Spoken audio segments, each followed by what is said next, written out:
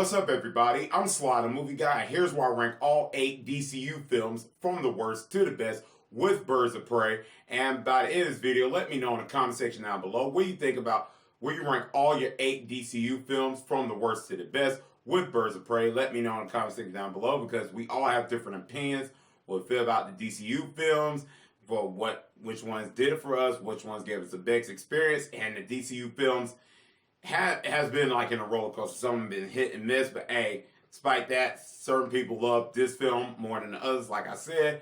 And let me know in the comment section what you feel about these films, where you rank them at, and all that stuff. And with all that being said, let's just get started.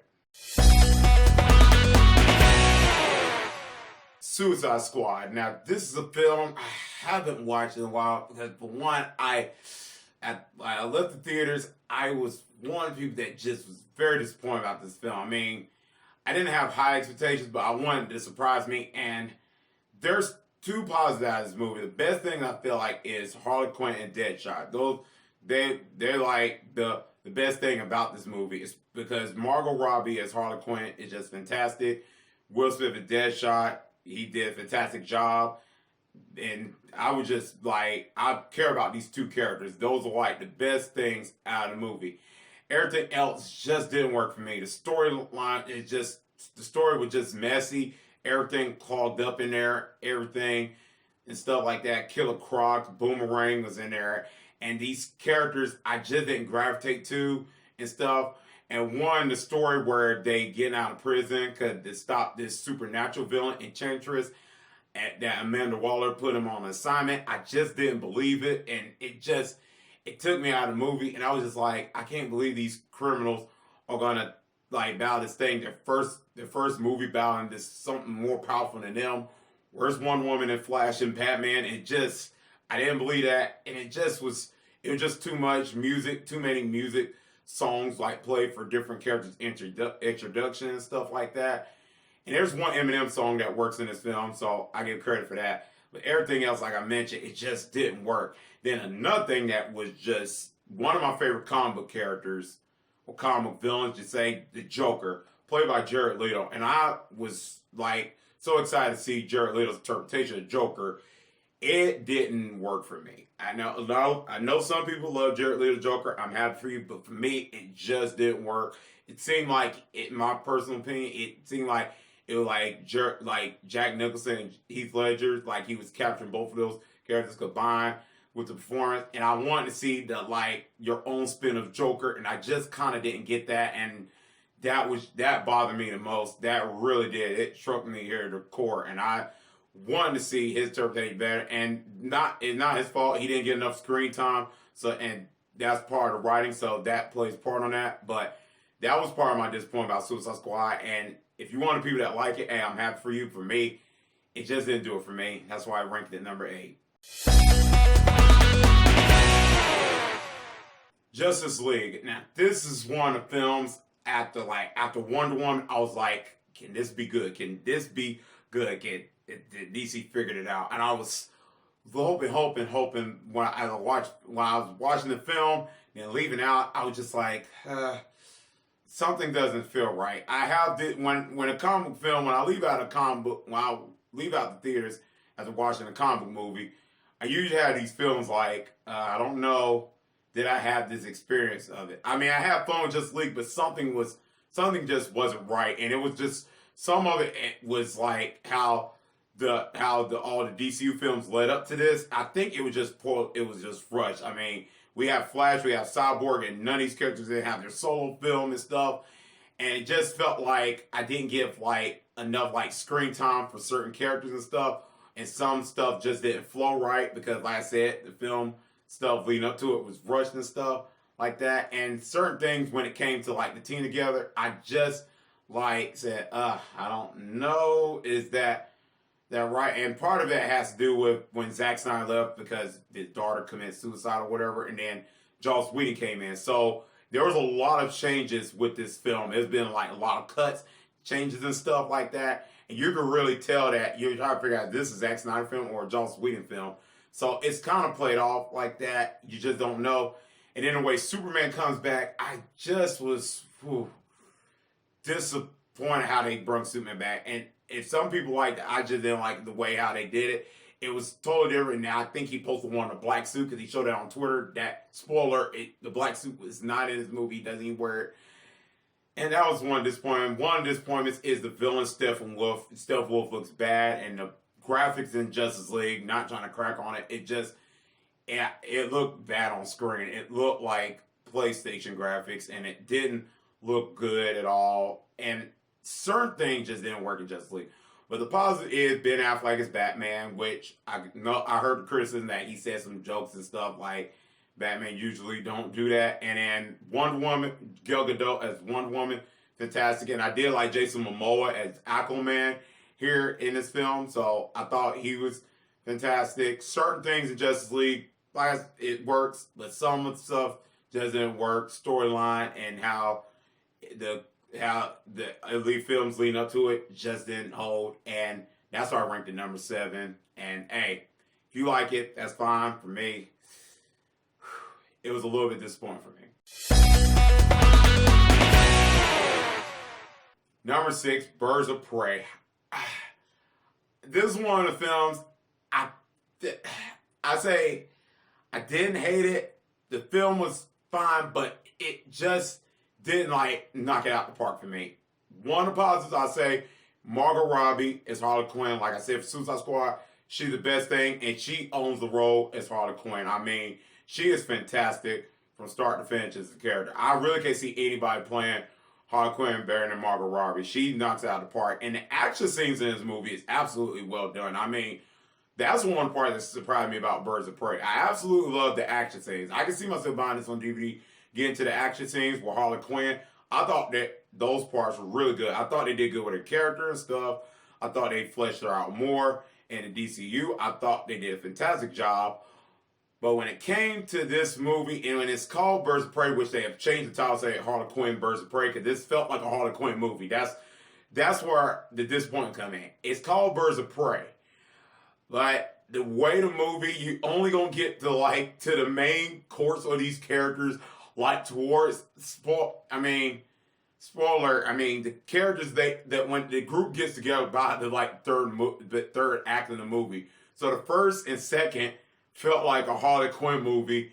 Then you're finally getting the movie in the third act, like a sneak peek of the movie, and it just kind of bothers me because it's like, okay, why did it come? What happened? That's what it felt like. And Ewan McGregor as Black Mask, hey, I thought it was fine. I didn't read none of the comics of Birds of Prey, but Black Mask, he just was just a bad guy. He didn't have any memorable scenes or whatever. Just a baddie, just doing stuff like that. And Birds of Prey and Margot Robbie had to protect this girl and stuff. It was a lot of things that happens in the movie that was just disappointing. But that was one of the things I felt like should have been a Harley Quinn movie. And now they changed the title of it, and that's one disappointment. I mean, Black Canary and the Huntress, those characters, and Huntress, which Mary Elizabeth, if I can remember the actress name, she's fantastic. Her character, they just didn't flesh out, and she's a great actress. They didn't do much with her, and so that's one disappointment. But hey, like I said, Margot Robbie's great. The action scenes with her is fantastic. The action scenes, camera work is good. Just the way the film is titled and stuff, and the way it played out, it just didn't work for me, and it was a little disappointing. But hey, hopefully maybe they might do something more with Harley Quinn character, because I would love to see them do more. I mean, Margot Robbie is Harley Quinn, fantastic. But this film, unfortunately, falls at number 6 for me in my list. So, hey, but I say check it out, because there's still some fun with this film. So, check it out if you haven't seen it yet. Batman v Superman. I know a lot of people probably have had this low on their list, on the bottom here. Hey, I can get the criticism of Batman v Superman. There are some things, but I say the ultimate cut is a little bit better. But I feel like the film doesn't have to be better to be 3 hours. You can make a 2 hour, 14 to 13 minute film that is good. 3 hours of the ultimate cut. It's good. It's just I felt like 3 hours. I had to get a good movie for 3 hours. Some movies does benefit of 3 hours. I mean, we've seen that in Avengers Endgame, but some movies doesn't have to be like that. Batman v Superman has a lot of things, have a lot of problems. Let me start with one. Jesse Eisenberg as Lex Luthor. I had a lot of problems with that. I mean, Jesse Eisenberg as Lex Luthor just felt too much like cartoony and stuff. Lex Luthor supposed to be serious and stuff, suit, whatever. But this, I guess it's supposed to be like origin, but I did not like Jesse Eisenberg as Lex Luthor. It just kind of reminds me of Batman Forever with Tommy Lee Jones, Two-Face, also like and all that, and the Riddler, Jim Carrey, whatever, and all this stuff. It just kind of all that stuff kind of reminded me of Batman Forever, and that just kind of was a little bit scary, a little bit. And then a little bit thing, I think Superman, they could have made him a little bit lighter. They kind of made him dark and stuff. Batman's the only part that's going to be like dark in the film and stuff. And criticizing people saying Batman shouldn't be shooting and stuff, which that's fair argument here and there, but that's the story for next time for why Batman don't kill. But then other thing, the Martha scene, which I know that gets so played out with memes and stuff like that. That I maybe could feel like with that scene, but it just certain things just didn't work. There's a lot of things. Storyline was just so dark and stuff. Could have been lighter and stuff like that, and certain things just was not connecting right and stuff, character motivation. But I felt like Ben Affleck is a fantastic Batman. That was one of the things that was like, people were like, oh, I don't know if it's gonna be good or not. But hey, it paid off. And the warehouse scene with Batman, it absolutely is fantastic. The warehouse scene where Batman's fighting, all that is fantastic. I enjoyed every minute of it. It was absolutely great. Ben Affleck's great as Batman. Henry Cavill is great as Superman. Don't think he's better than Christopher Reeves, but hey, he does fantastic. I thought all those things good. Just Jesse Eisenberg as Lex Luthor, and then Doomsday felt like a rush, felt like Venom and Spider-Man 3, just the last minute, just thrown in there and stuff like that. It's just so much things in Batman v Superman was just so rushed. Then showing the Justice League stuff in there just kind of maybe felt a little bit like forced in there, but hey, it's still, I enjoyed the ultimate cut. Theatrical cut, it's okay. But the ultimate cut, like I said, is good. But I felt like you did have to make the movie better with 3 hours. You could at least make a good movie under 2 hours. But hey, it is what it is. I enjoy ultimate cut, theatrical cut, still okay. But hey, I say check out BVS. You might have some fun with the film if you haven't seen it yet. Shazam. Woo! This is one of the DCEU films that was just the one of maybe the brightest, funnest DCEU film. Just I mean, DCEU films were just completely dark, and this one just went completely fun tone, and it pays off. Shazam, absolutely surprised, because when I seen the trailers, I was just like, I don't know. It was like a big gamble. It was just so bright. I mean, there was nothing dark, even though it had some dark stuff in it, which I'll get to. But man, it just, with the character Shazam, I just didn't know how this film was going to work. But man, I absolutely enjoyed Shazam. Now, is it a perfect superhero film? No. But man, I absolutely enjoyed it. I mean, it had a lot of heart. Zachary Levi as Shazam absolutely does a fantastic job. And the Billy that turns into Shazam, the actor that played Billy, absolutely fantastic. Man, this movie was just, everything about Shazam is just a delightful film. I mean, this worked for all ages. I mean, this movie reminded me of Big. The film starred Tom Hanks. Check it out if you haven't seen it yet. And that absolutely makes me happy. I mean, this film really surprised me. I mean, I love the origin with the Shazam, where the kid discovers it. When he say the word Shazam, he turns into a superhero and stuff. All that works well. And the chemistry in this film between Jack Glazer's character and Zachary Levi as Shazam and stuff, all that works. They absolutely have great chemistry here. And Mark Strong's villain here, Dr. Savannah, he's fine. The villain origins thing could have been done better, but I say Mark Strong is a fantastic actor. I think he does good for what's given to him in his film as the villain stuff. But man, everything worked. The action stuff works. The comedy works. Some of the comedy is absolutely funny here. I mean, it's just a fun film. I mean, that's all I can say. Shazam is one of DC films. I recommend you watch it if you haven't seen it yet. It's absolutely amazing. Everything about it. I had to watch it. I only watched it like 3 times, and actually the second and third time I watched it, it got better. So I was just happy to say. I mean, this film puts a smile on face from beginning to end. I enjoyed this film, and I recommend you checking it out if you haven't seen it yet. Aquaman. This was one of the DCEU films. I was kind of a little worried. I mean, because the trailers that never came out like during the summer, and I was like, "Where's just the Aquaman trailer? Where's the Aquaman trailer?" Well, a little bit, I was kind of had a little faith in it because James Wan's directing it. I mean, if you've seen James Wan films, you know what you're gonna get and stuff. So I knew James Wan was coming in here. So I mean, like when they announced his name, I was like, okay, I have a little faith because James Wan is a fantastic director, and then Jason Momoa is coming back as Aquaman. Absolutely made me happy. And Willem Dafoe in an Aquaman movie. Oh, I said, yep, I'm happy to see that. Let me go see it. And so all that stuff played. It absolutely worked in our favor. I was like, yes, I gotta see this movie, and went to see it. And first viewings, I was like, okay, there's some issue here and there, but I still have fun. I had fun when I first saw it. Then second and third and fourth times, I've seen this movie like 5 times, and it absolutely is a blast. Aquaman is a fun movie. This is a film you should watch in the summer. This is like a summer film. I can see myself in the summertime watching this film countless times. This is like, woo, absolutely fantastic. Everything is so fun about it. I mean, I was playing drums. I mean, hey, this is like James Wan just like giving what we want as fans. He just knew what to put in there, and the action scenes and the camera work absolutely works in this film. Wow, the action in this movie is just so fun. Jason Momoa as Aquaman is absolutely fantastic.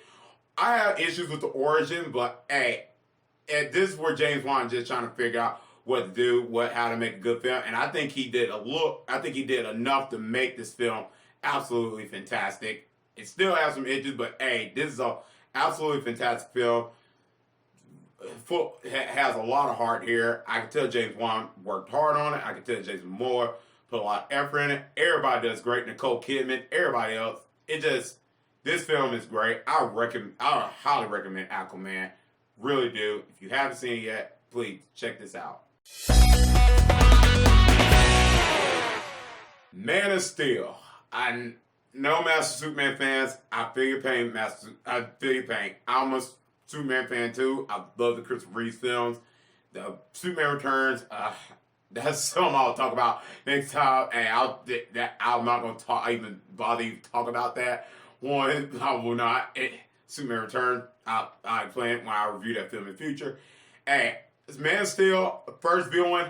There are some issues I have with it, and my issues still with Man of Steel is still out there. I still have the same issues. They haven't like gone away. But hey, I think the performance by Russell Crowe as his father from Krypton and his Earth father, Kevin Costner, Henry Cavill, everybody. I thought the casting is absolutely fantastic, and the acting by all those actors and actresses in this film are fantastic. Michael Shannon and General Zod, Amy Adams, Lois Lane, Henry Cavill as Superman, Clark Kent.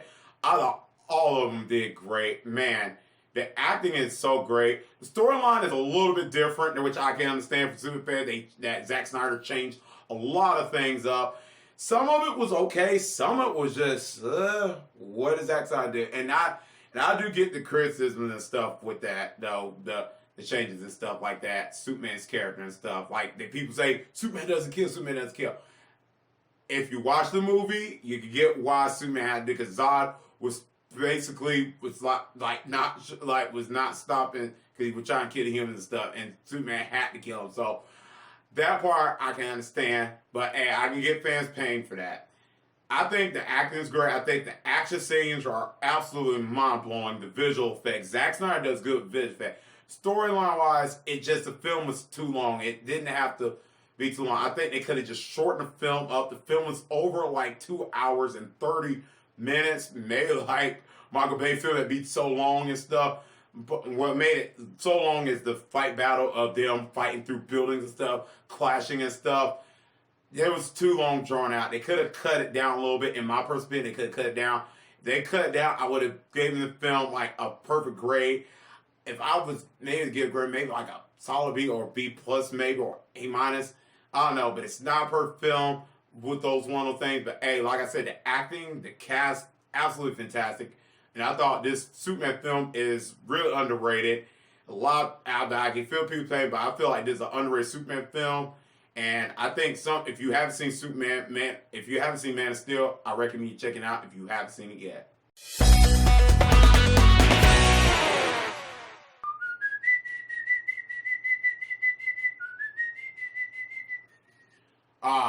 Number one, Wonder Woman. This absolutely paid off. I really enjoyed Wonder Woman.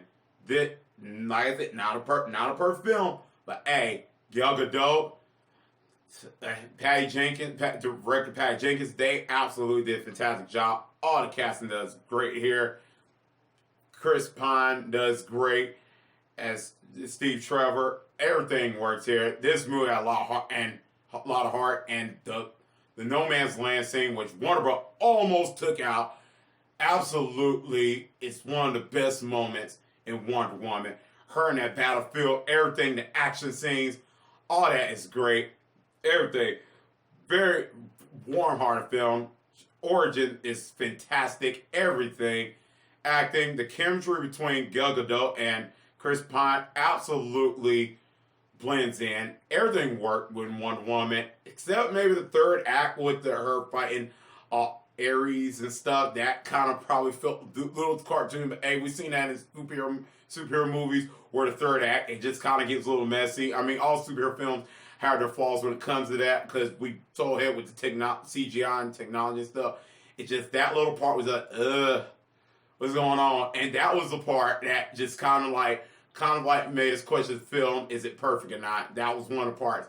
But hey, besides that, everything in Wonder Woman works, and I absolutely love it. One of my first comic movies I enjoyed with a leading female superhero or leading female comic book character, because other ones just didn't work on a big screen for me. And if you like any one of them, okay, I have for you, but I don't know how, because they're horrible. But hey, besides the point, Wonder Woman, absolutely fantastic. I enjoyed it. Every minute of Wonder Woman, absolutely great. Wonder Woman is a fantastic film, and everything about it just works here. The directing by Patty Jenkins, she does a fantastic job. She put a lot of effort, I can tell that. Wonder Woman is my number one DCU film, still to this day. Even though the other DCU films are good, it's just Wonder Woman just did something to me, and I just loved it. Gal Gadot is a beautiful woman. So, but beside the point, this movie just made me happy. Yes, I finally got a comic movie with a leading female superhero character, female comic character that I finally enjoyed, found on the big screen. Absolutely fantastic. And that's it, everybody. That's all where I rank all the eight DCU films. All the 8 DCU films with Birds of Prey, from the worst to the best. Let me know in the comment section down below where you rank all your DCU films. Like I said in the beginning of the video, let me know in the comment section down below where you rank all your 8 DCU films from the worst to the best. Let me know. I love knowing the comment section. I love knowing different opinions. Let me know. And as always, if you like this video, click thumbs up. And if you're new to the channel, click subscribe and the bell button. That's so I can see you next time on Slide the Movie Guy. Peace.